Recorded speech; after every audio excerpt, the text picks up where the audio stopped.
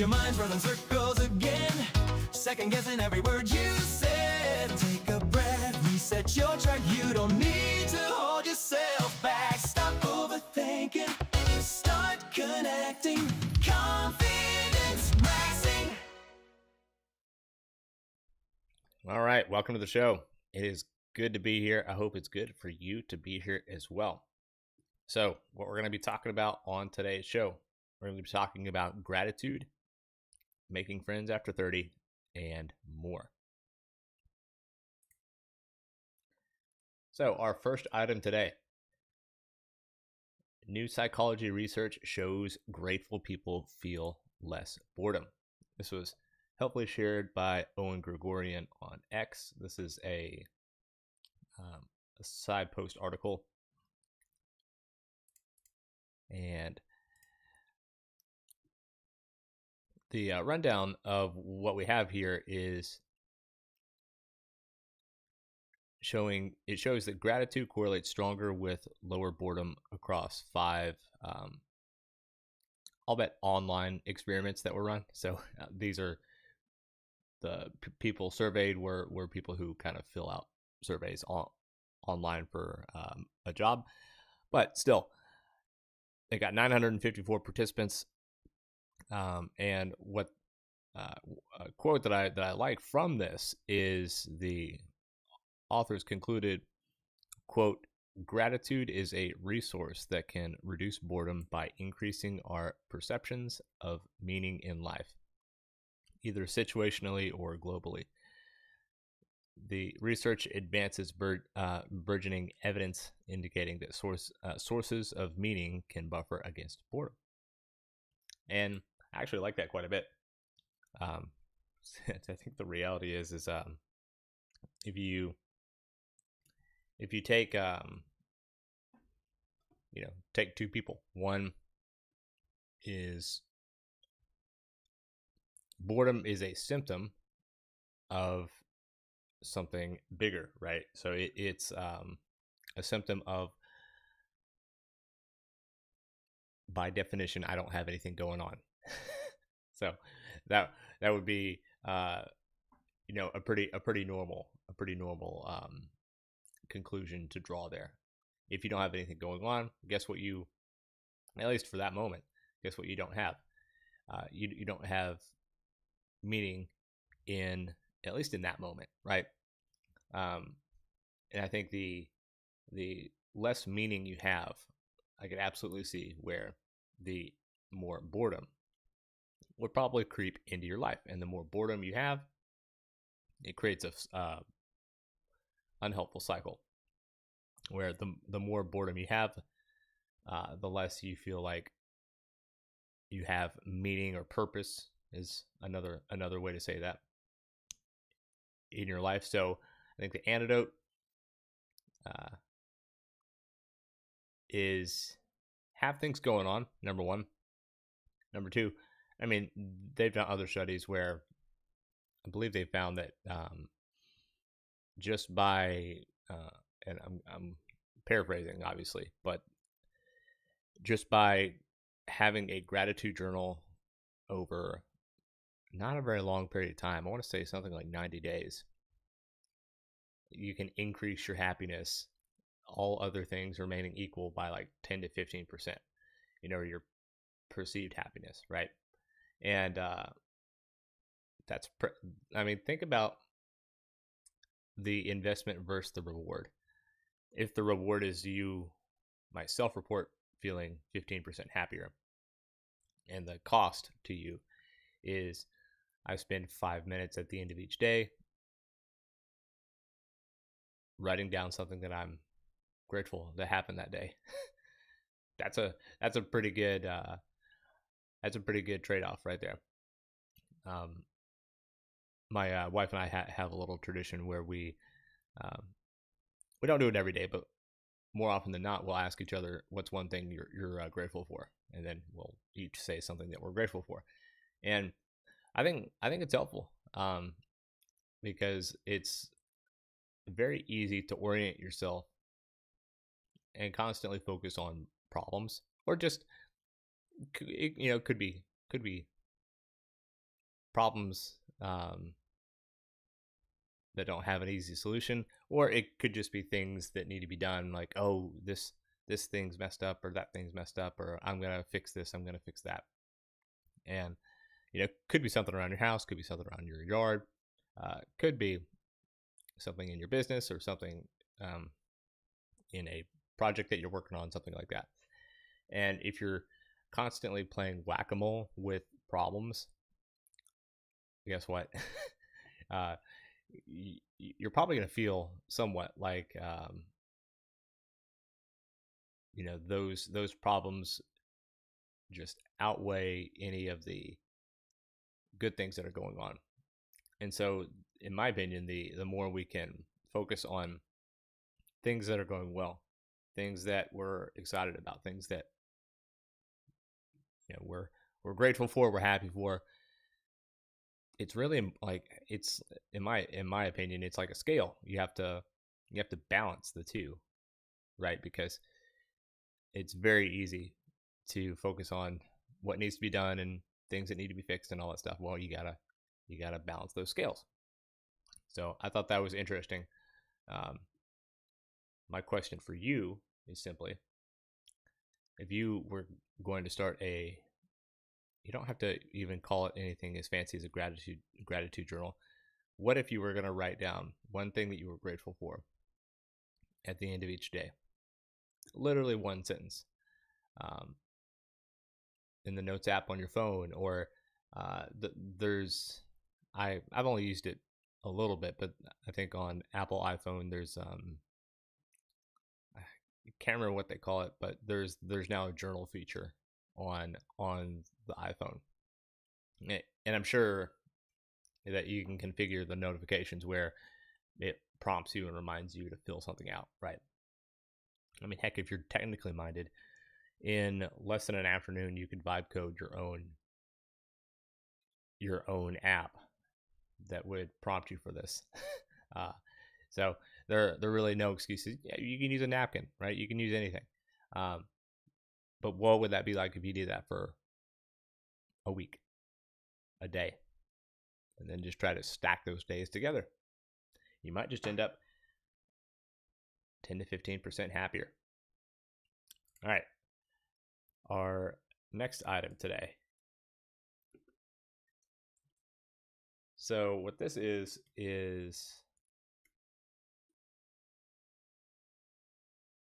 let's make it easier for you to read. 9 thoughts on making friends after 30. So what this is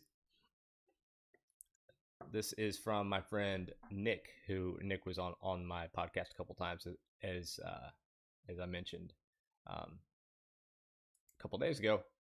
And he has a bunch of sites, but one of them is the Friendship Recession. This is the friendshiprecession.com, and it's a lot of articles and thoughts around just that, the Friendship Recession. And he has an article where he's referencing this Substack on how to make friends past age 30. And it's relevant to our discussion. A good percentage of my audience, not everyone, but the people who are less career focused and more just sort of personally focused, I'd say in pretty much every case, they want to build stronger relationships. For a subset of my clients, they want to build more friendships, and the average age of my client is early 30s. So this is really relevant for those people. So I'm going to read down the list here, and we're going to pick up some interesting tidbits. Food is the best group activity. So in the Substack that Nick's referencing, the author of that Substack is Noah Smith. And so he's referencing some of what Noah's talking about. But Noah recommends food as the glue for friend groups. Hot pot, or just any kind of shared meal, that kind of thing. Nick says that he mostly agrees, but he'd add a nuance. Food is great for ongoing friend groups, not necessarily first gatherings. At a dinner party, for people who've never met, it can get complicated fast because the logistics pile up. You're cooking, you're hosting, you can't move around easily. For the first ever event, keep it simpler. Once the group is established, food's a good option. And so I would 100% agree with this. And because I'll have clients that maybe they'll meet someone and they might want to invite them out to dinner or something like that, or maybe not even that high pressure, maybe just out to lunch or something like that. And that's okay. What I always tell people is it's a little easier and it's less intense, especially if you don't know someone really well, to you want to make that first meeting as low pressure as you reasonably can. And so picture the difference between these two things. One is you meet someone, you invite them out for dinner, you're sitting, and you've only met them once before, and you're sitting across from them, kind of squared up shoulders, and you're looking at them, and you're like, so, and then the intensity of that interaction is quite high. Flip that to, could be the same restaurant. What if instead of getting a table, sitting down and staring into each other's souls through your eyes, you got food at the bar? You're shoulder to shoulder. Maybe there's a game on, or there's something on TV, right? Think about how less intense that is, because you can still eat some food. You've got the TV you can comment on stuff at the bar. You can talk to the bartender a little bit, whatever it happens to be. And so already the intensity has gone from like 100% down to 50 just with that one change and nothing else. I'm a much bigger fan of decreasing that intensity whenever you can. And so yeah, I would second Nick's thoughts there. Use your group to make new friends. And so what Noah points out is want to hang out with me and my friends is an easier ask than want to hang out with me. Social proof lowers the awkwardness. There's less pressure on both sides. And what Nick says is he would take it even one step further. Don't just use your friends, your group. Build the group yourself. Be the person who creates the gathering in the first place. And I'll plug Nick's book because it's worth it. The 2-Hour Cocktail Party. It's definitely a good book to check out if you're interested in hosting small gatherings. I really like this, and I like it for one specific reason. It's just always good to be proactive. It's easy and tempting to sort of wait and play things safe and not be proactive, because you don't want to put yourself out there, you don't want to risk rejection, whatever it is. But the reality is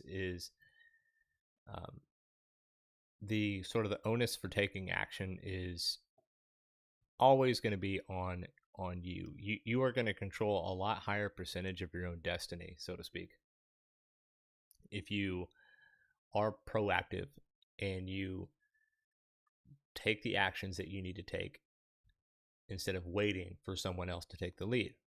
It's just, I could go on a 30-minute soapbox about this, but it's true for making friends. It's true for business. It's true for many different areas of life. You have to be the one to take action. Don't wait. Just don't wait. Be the person who's taking the action. I plug Nick's book, and of course, if you're a reader of Confidence Maxing, you'll remember that there is a chapter called People Are Nice, but you have to go first. That's chapter 8 in Confidence Maxing. So you have to go nice You have to go nice, but people are first. People are nice, but you have to go first. And so that's 100% true. And look, if it doesn't work out exactly how you thought it would, that's okay. At least you tried. At least you were proactive. In my mind, that's 1,000 times better than it didn't go my way and I wasn't proactive. And so it's like you failed to even step on the field. So be in the arena, step on the field, be proactive. I like this one. So if you move to a new city, what Noah recommends, and Nick seconds here, is saying, quote, "I just moved here and I'm trying to meet interesting people. It's honest and it works." And actually, one thing I'll call out, going a little off book here, but in the original Substack, there were comments at the bottom of the Substack here. And one is from a gentleman who moved to London, and he found himself asking people that he got to know a little bit, "I want to meet interesting people and do interesting things." And he says this led to many, many introductions to meet people one-on-one and talk ideas. Some of those were business related. Some of them were just around mutual interests. Some became friends, and a few became really close friends over time. I mean, when in doubt, there's something to be gained from just, hey, I'm new in town. I'm looking to make some friends. I'm looking to do some interesting things and meet some interesting people. It's honest and it works. I think people really do respect that directness. And of course, we can't mind read, but what I read from that is, if you are willing to be that direct, it shows a kind of social boldness that I think people appreciate as well, which is nice. All right, let's see here.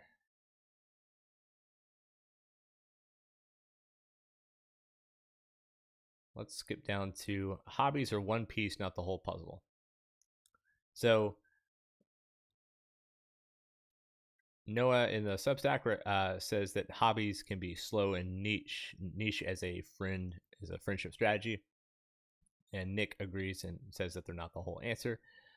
But he also says I wouldn't dismiss it completely either. What Nick recommends that I like is have hobbies, invite people from different parts of your life to the same gathering. Climbing, friends, work, friends, old colleague, friends, mix them together, because you get more shots on goal. The hobby sharers will find each other once the group is assembled. And so, yeah, this is something I talk to my clients about quite a bit, is if you don't have anything going on, the most extreme version of this typically is simply just, I'm a remote worker. My job is very solo oriented, where I could just code all day or whatever it is, and I'm not even hopping in that many meetings. Well, guess what? You're gonna have to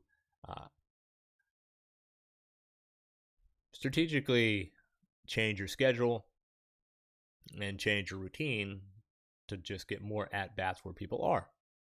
So you're gonna have to get in touch with what hobbies or interests you have, and find groups that have those hobbies and interests. Once you appear at those hobbies and interests, you want something that meets regularly, that has regulars, and that you're interested in. If it fits those three things, then that's good.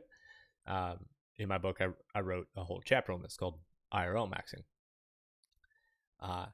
And then over time, because I think the big misconception that a lot of people have is simply that friendships take time. Like if you say that you want some close friends, like best friend territory, guess how many hours that takes, roughly? Did you guess? Well, it takes around 300 hours of contact with someone to develop into best friend territory. Now, that's a lot of hours. And so if your goal in life is to have 100 really close friends, well, you're looking at 3,000 hours. You know, the at a certain point, the math doesn't math in terms of just how many hours you have left being alive on the planet, right? And so the good news is, like, for a casual friend, it's closer to 30 to 50, somewhere in that range.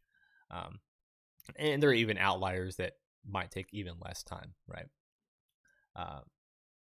This is, and by the way, that's from a study that I reference in my book for the friendship maxing chapter. But the reality is, like, you can make casual friends reasonably quickly. And then you get a lot of those casual friends together. You can cross invite them to things like, hey, if you know one person's into climbing and you're going climbing, invite them climbing. If someone from the climbing gym's into board games, you can invite them to your board game night or whatever it is. And so you've got options, and you can mix people. And I think what Nick's trying to say here is simply that when you get people together, they will find each other, right? It just gets teased out through conversation, and then they mix together, and then great, you've got an even bigger group that is sharing in the friendship energy, which is great. Next, one-on-one time is where it gets real. Nick's favorite tool for this is phone calls, not text. A 20-minute walk and talk with someone you liked at a party will do more for that friendship than 6 months of texting back and forth. And that's absolutely true. Like, you need higher intensity activities. Like, there's a hierarchy. Text-based communication is always going to pale versus voice-to-voice or face-to-face. It just always is. It's not like you're going to need so much more text-based conversation to account for just one 20-minute phone call. And I also came across this that I'll show you as well. This is a post from Richard Ludlow, and he was talking about the concept of phoning a friend. If you watch the old show, Who Wants to Be a Millionaire, I think that's what it was. The phone a friend option was one of the ways you could win at the game. Phone a friend mogs every other tool I've learned for emotional regulation when things get tricky. And so, yeah, just a well-placed phone call. That can do a lot of heavy lifting. And so another thing I'll call out here, we'll make it the final one here. Be deliberate and schedule it. Absolutely true. You got to be intentional. You got to be proactive. If when you feel like it, it's probably too late. It's much better to schedule something in advance and just kind of be proactive about it, rather than waiting until you feel like it and then scrambling and putting pressure on people to agree to whatever activity. And so that's why working things into your day-to-day, week-to-week life, that's a really good strategy. And I'll call this out too, because I think this is a really key point. This is actually a huge point. Quote, and default to yes when someone invites you somewhere. Don't flake. Reliability is one of the most underrated friendship habits there is. This one sentence, or these 2 sentences, 3 sentences, I can't count. These 3 sentences, it's up there in terms of importance in this entire article. I can't overstate to you how important it is. Because I'll be talking with the client, and they'll, when we talk about friendships and building relationships and stuff like that, when I kind of show them how to invite people places, then usually they'll come back at me and say, "Oh, I didn't realize, but people have been inviting me places for years, and I just didn't realize because I wasn't looking for it." Um, and so, if you do get invited places, this is especially true early on in a sort of I'll call it a relationship sphere. Maybe you get a new job, new coworkers invite you out. Maybe you have a new friend group because you just moved to a new city and they invite you out somewhere. If you can, even if it's inconvenient, even if it's an hour train ride,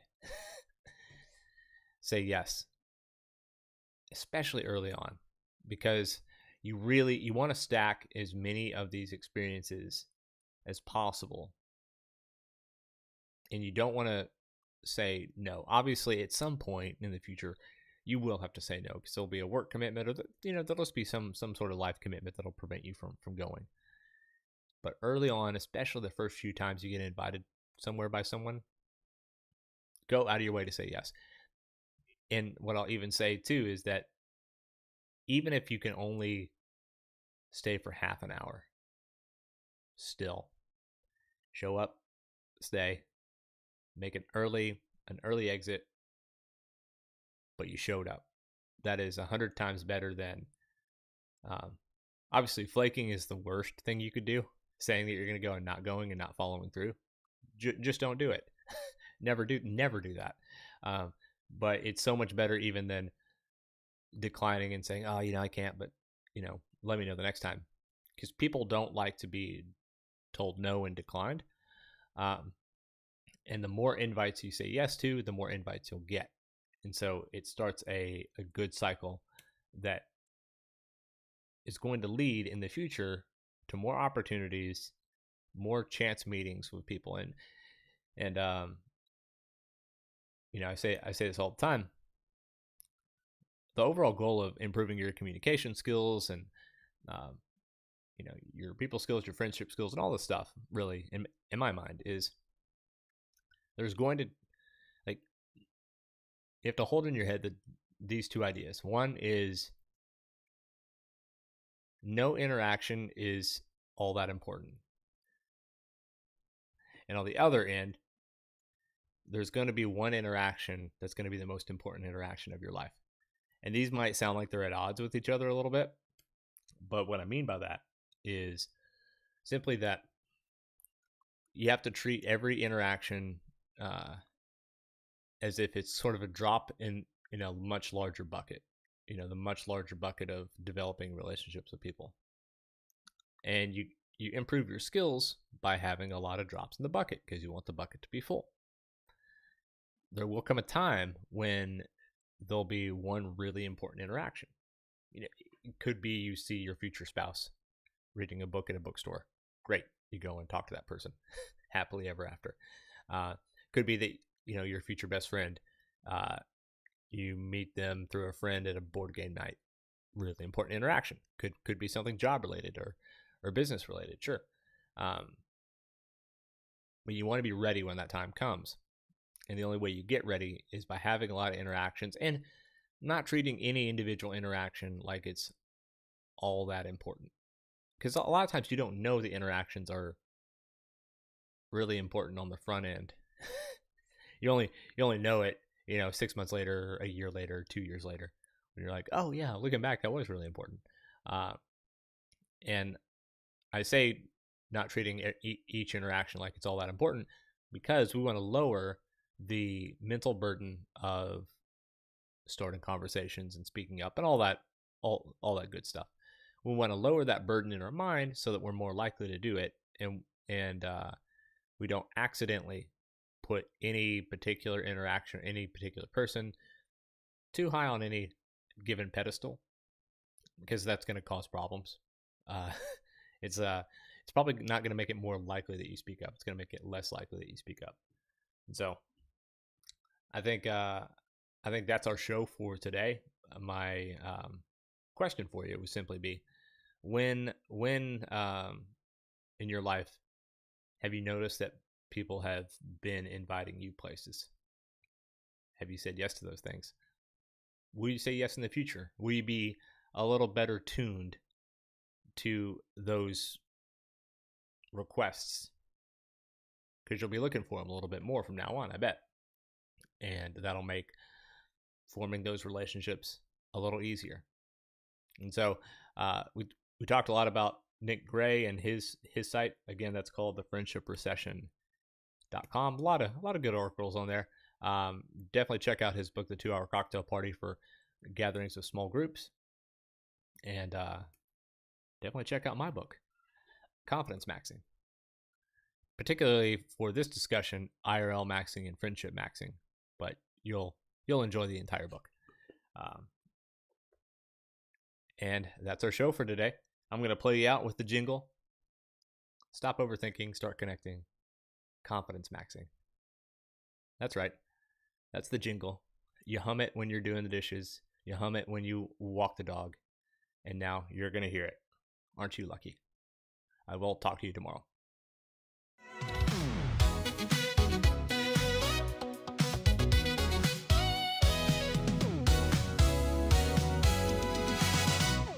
If your mind's running circles again, second guessing every word you said, take a breath, reset your track, you don't need